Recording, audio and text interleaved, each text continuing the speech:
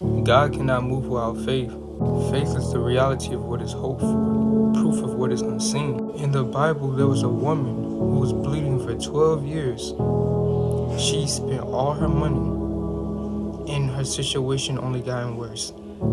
She decided to seek Jesus, and one day she went behind him, and she was like, if I could just grab his cloak, I would be made well. When she did that, Jesus turned around. He was like, who touched me? And his disciple was like, what are you talking about? There's a crowd of people around us. And he was like, no, who touched me? Power went out from me. Because of her faith, she was made well instantly. There was another story in the Bible where the disciples couldn't cast out a demon from a child who had a mute and deaf spirit because they lacked faith. Then the father went to Jesus and he was like, if you can, help. And Jesus was like, if you can, anything is possible for those who believe.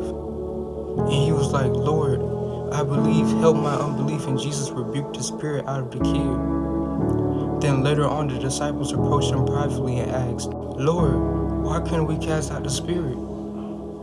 He said, you of little faith, truly I tell you, if you have faith the size of a mustard seed, then you'll be able to tell a mountain to move from here to there. Anything will be possible for you. Don't start doubting and being discouraged. Don't let how you feel turn you from what God has for you. Do you know that the Spirit of the living God is living in your flesh? The same Spirit that rose Jesus from the dead? You have power to speak life and death over every situation. You have power to decree things over your life. Every time you start to doubt, start using his promises.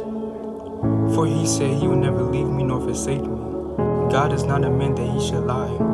His word never returns to him void. Jesus said, ask, and it shall be given to you. Seek and you shall find. Knock and the door shall be opened to you. Greater is he who is in me than he who is in the world. If God is for me, who can be against me? I know that I can do all things through Christ Jesus who gives me strength. If you who are evil can give good gifts to your children, how much more will the Father in heaven give good gifts to those who ask of him? You have to understand who you serve. You serve the God of impossibility. There's nothing he cannot do.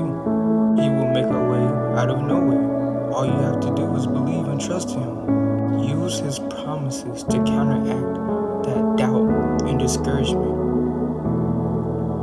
And understand that Jesus came as the truth.